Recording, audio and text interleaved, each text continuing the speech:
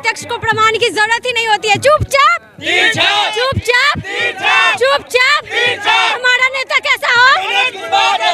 तो यहाँ की जनता कह रही है कि यहाँ महागठबंधन की सरकार पुरजोर तरीके से पुरजोर समर्थन के साथ आ रही है। राष्ट्रवाद के नाम पे चंद जातियाँ उसमें घुस गई हैं। अब यादवों को कहा जाता है तुम हिंदू हो ही नहीं, पासवान मुसहर को कहा जाता है तुम हिंदू हो ही नहीं। तो जब आदमी अपने लिए आवाज उठाने लगता है ना तो उसे जातिवादी कहकर उसकी आवाज को दबा दिया जाता है। भाई साहब, आपके समाज में कोई मर रहा है, नरसंहार हो रहा है, आप उसके लिए आवाज उठा देंगे तो जातिवादी हो जाएंगे। तब कहाँ चले जाते हैं ये राष्ट्रवादी लोग? तब क्यों नहीं आते हैं? सिर्फ इसलिए कि वो पासवान जाति का है, वो मुसहर जाति का है, वो यादव जाति का है। अगर अपने के लिए अगर जिनको जरूरत है उनके हक में आवाज उठाना जातिवाद है तो मुझे गर्व है कि मैं जातिवादी।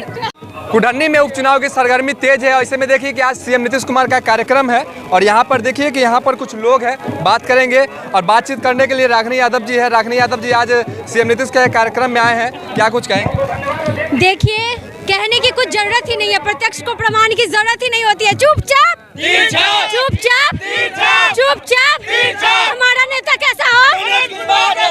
तो यहाँ की जनता कह रही है कि यहाँ महागठबंधन की सरकार पुरजोर तरीके से पुरजोर समर्थन के साथ आ रही है। आप एक महिला है, सबसे पहली बात महिला है और महिला होकर इतने ज़्यादा एक्टिव सोशल मीडिया पे देखा जाता है, आप काफ़ी ज़्यादा एक्टिव रहती है। एक और सवाल है, थोड़ा कड़ा सवाल है, जातिवाद को लेकर भी है कि आप उसमें भी काफ़ी ज़्यादा उसमें रहते हैं। देखिए, यहाँ पे राष्ट्रवाद पर बात किया जाता है, पर दरअसल राष्ट्रवाद के नाम पे चंद जातियाँ उसमें घुस गई हैं। अब यादवों को कहा जाता है तुम हिंदू हो ही नहीं, पासवान मुसहर को कहा जाता है तुम हिंदू हो ही नहीं। तो जब आदमी अपने लिए आवाज उठाने लगता है ना तो उसे जातिवादी कहकर उसकी आवाज को दबा दिया जाता है। भाई साहब, आपके समाज में कोई मर रहा है, नरसंहार हो रहा है, आप उसके लिए आवाज उठा देंगे तो जातिवादी हो जाएंगे। तब कहाँ चले जाते हैं ये राष्ट्रवादी लोग? तब क्यों नहीं आते हैं? सिर्फ इसलिए कि वो पासवान जाति का है, वो मुसहर जाति का है, वो यादव जाति का है।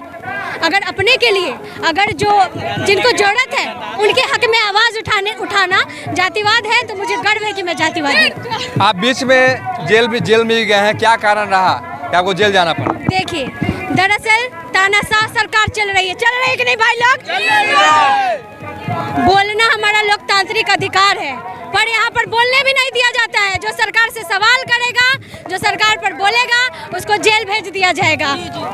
लालू यादव को कौन लोग गाली नहीं देता है? नीतीश जी को कौन लोग गाली नहीं देता है? किसी गाली देने वाले को जेल हुआ क्या? नहीं ना। पर रागिनी यादव आपकी बिहार की बेटी है, पिछड़ी जाति की बेटी है, लड़की है, इसलिए वहाँ पे उसको जेल भेज दिया गया बोलने के जुर्म में। यही है मेरी गलती। लोकतांत्रिक अधिकारों के प्रति सतर्क हो जाना, अपने अधिकारों को जान लेना, एक पढ़े लिखे नागरिक होने का यहाँ पे हम भुगतान भुगत रहे हैं जेल जाकर। आप खुद कहिए ना भैया, कितने सोशल मीडिया पे बहुत लड़कियों को कितनी गाली दी, मुझे कितनी गालियाँ दी जाती है, तब तो उन पे कार्रवाई नहीं होती है। रागिनी यादव पे ही क्यों? पिछड़ी जात का कहिए या फिर हो सकता है मैं ताना। ये लोकतांत्रिक देश है हमारा, हमें जिसको मन करेगा सपोर्ट करेंगे। पर क्योंकि आप भाजपा को सपोर्ट नहीं कर रहे इसलिए आप जातिवादी हैं, इसलिए आपको देशद्रोही भी कह देगा, इसलिए आपको पाकिस्तानी भी कहा जाएगा। तो ये लोकतंत्र में आने वाली गिरावट है, ये भीड़तंत्र है। कहा जाता है कि जो लोग अगर भाजपा का सपोर्ट नहीं करेंगे वो हिंदू नहीं होंगे।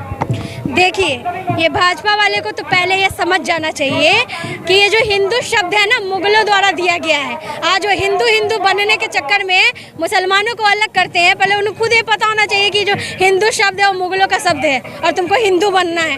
पहले तो जानो कि देश का संविधान क्या कहता है। हमारा देश धर्मनिरपेक्ष देश है, यहाँ पे हर जाति धर्म के लोग रह सकते हैं। एक तरफ तुम हिंदू की भी बात करते हो, ऊपर से दूसरी जाति को जातिवादी भी ठहराते हो और खुद सिर्फ हिंदू की बात करके राष्ट्रवादी बनने की ये करते हो। तो ये तो उनके ऐसा लगता है कि उनके जो समर्थक है उनको अंधभक्त कहा गया ना, ऐसे ही नहीं कहा गया। ना तो उनको संविधान का नॉलेज है, ना ही वो लोकतंत्र को जानते हैं। बस जो उनका जो विचार उनको नहीं समझ में आए तो उसको देशद्रोही साबित कर दो, जातिवादी साबित कर दो, उसको क्रिमिनल गुंडा साबित कर दो। यही हो रहा है देश में। आप सपोर्ट करके देखिए ना लोकतांत्रिक विचारधारा को रखने वाले। देखिए आपके साथ, आप एक पत्रकार है ना, पत्रकारों के साथ कम अत्याचार हुआ है? कहने के लिए राम राज्य है, बेटियों का दिन रात इज्जत लूट रहा है, कहने के लिए राम राज्य है। अच्छा, महिला है, इतना चीज होने के बाद भी आपका हौसला नहीं टूटा है? अरे हम बिहारी हैं, हौसला ऐसे ही टूट जाएगा? देखिए रागिनी यादव है, बिहार से है, मुजफ्फरपुर जिले से है और यहाँ पर दिल्ली में जाकर दिल्ली में रहती है। दिल्ली में इनका शादी हुआ है, इनके पति के साथ वहाँ पे रहती है और वहाँ पे सोशल मीडिया पे लगातार जो है आवाज उठाती रहती है सरकार के खिलाफ, केंद्र सरकार के खिलाफ लगातार आप आवाज उठाते हैं। देखिए हम सरकार के खिलाफ नहीं, हम जनता के साथ का सवाल करते हैं, हम जनता के हक का सवाल करते हैं। संविधान ने हमें अधिकार दिया है कि हम सवाल कर सकते हैं, तभी ना आज पत्रकार बन के हमसे सवाल कर रहे हैं। तो देखिए महिला है रागिनी यादव, मुजफ्फरपुर जिले से है, दिल्ली में रहती है और अब आज कुढ़नी में चुनाव है, चुनाव को लेकर सीएम नीतीश कुमार आ रहे हैं। कुढ़नी में कौन जीत रहा है? कुढ़नी में निस्संदेह मनोज कुशवाहा जी जीत रहे हैं, महागठबंधन की सरकार है, जीत रहे हैं।